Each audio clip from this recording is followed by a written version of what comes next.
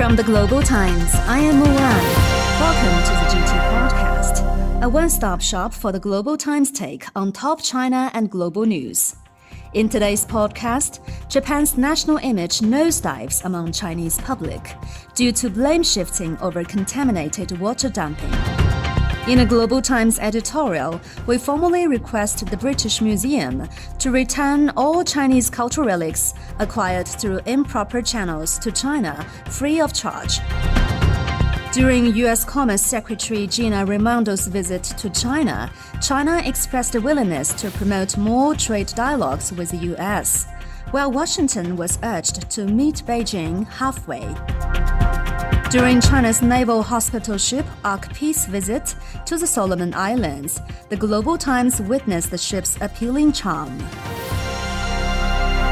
Chinese netizens have expressed shock over the behavior of the Japanese government, the culprit risking the future of the world by dumping nuclear-contaminated water into the sea, as the Japanese government is trying every effort, by hook or by crook, to whitewash its dangerous disposal of the Fukushima radioactive water and even shift the blame to China.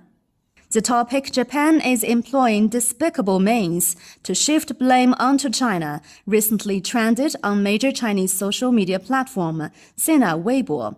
The slump in goodwill towards Japan has not only been reflected in social media comments, but also the Chinese attitude for Japanese tourism and cosmetics brands.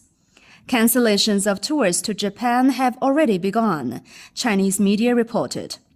The public's reactions came as a series of absurd reality show-type actions directed by the Japanese government have been staged recently amid strong worldwide concern over the dumping of contaminated water from the Fukushima Daiichi nuclear power plant.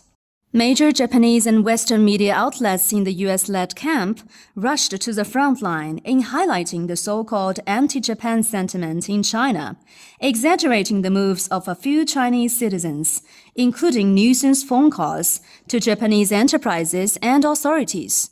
But these events were only from claims by Japanese government sources, and their authenticity is questionable. There are always some things in the world that we may never see in our lifetime, including Japan's heartfelt recognition of mistakes and crimes, Chinese observers said. The recent revelation that some 2,000 artifacts from the British Museum's collection inexplicably went missing has shocked not only the UK, but also all other countries that have collections in the British Museum. As a Chinese media, the Global Times, in an editorial, formally requests the British Museum to return all Chinese cultural relics acquired through improper channels to China free of charge, and to refrain from adopting a resistant, protracted, and perfunctory attitude. A public commitment should be made to the world for the return of the relics, and this long overdue work should begin as soon as possible, the editorial said. We also support the claims for the restitution of cultural relics made by other countries that have been looted by Britain, such as India, Nigeria, and South Africa. We urge the British government to cooperate in the legal and other procedures to facilitate the process, which will be a test and verification of Britain's sincerity in clearing the colonial stain and making amends for its historical sins, the editorial emphasized. The editorial keeps receiving resonance on Chinese social media, which the hashtag British Museum must return Chinese cultural relics for free had accumulated over 1 billion views on Sina Weibo. On Tuesday, Chinese Foreign Ministry spokesperson Wang Wenbin expressed China's appreciation for the Swiss Cultural Authority's repatriation of 5 lost cultural relics at a press briefing. This marks another successful practice in cultural heritage protection cooperation between the two countries, contributes to deepening mutual understanding and friendship between the two peoples, and sets a fine example of combating cultural relic smuggling, ensuring the safety of cultural relics, and expanding intergovernmental cooperation globally, Wang said. Chinese Premier Li Qiang expressed China's willingness to have more dialogues over trade issues when he met with U.S. Commerce Secretary Gina Raimondo in Beijing on Tuesday, the second day of the U.S. trade chief's China visit. Meanwhile, Li called for more concrete efforts from the U.S. side to push forward the sound development of relations between China and the U.S., the world's two largest economies. The high-level meeting comes after Raimondo's several candid and constructive talks with top Chinese officials, including Chinese Vice Premier He Lifeng and Chinese Commerce Minister Wang Wentao.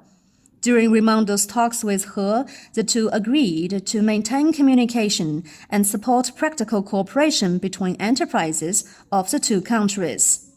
After a roughly 4-hour-and-a-half talk between Commerce Minister Wang and Raimondo, the two sides announced plans to establish a new trade communication channel, including a working group consisting of Chinese and U.S. officials and business representatives to seek solutions on specific trade issues.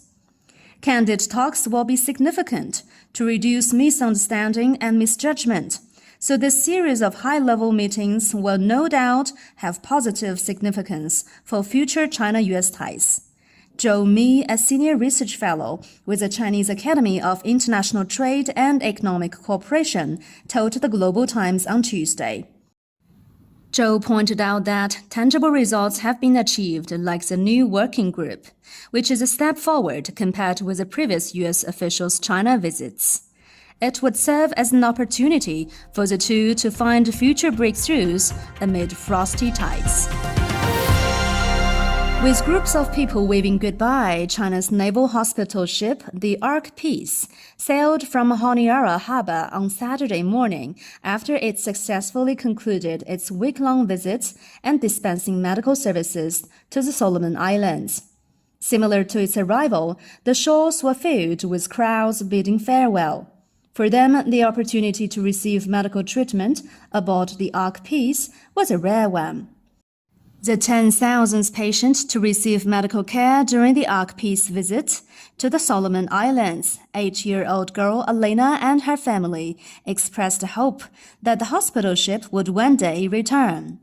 The hospital ship on the Mission Harmony 2023 embarks on a 7-day visit and medical service mission to the Solomon Islands from August the 19th to the 26th.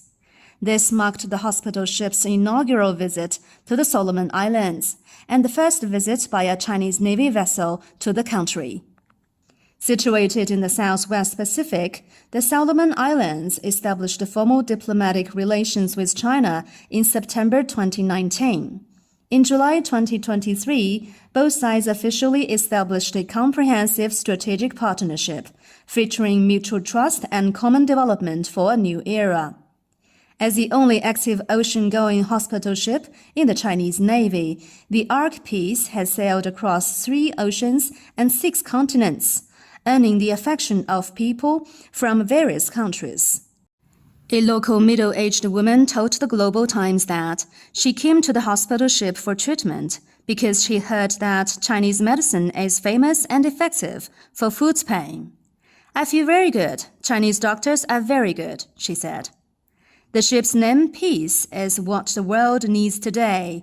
The Goodwill medical visit is a sure way of achieving peace, Manasseh Sogavare, Prime Minister of the Solomon Islands, said while boarding the ship on August 20th, according to a report by Solomon Islands Broadcasting Corporation. Biblically, it was an ark that God used to save the world. Thus, a boat saves lives and promotes borderless peace, said Sogavare. That's all for this edition of the GT Podcast with Mulan. Make sure to follow the Global Times on Twitter and Facebook to stay tuned. You can also check out our podcast, articles, and much more on our website at globaltimes.cn. Thank you.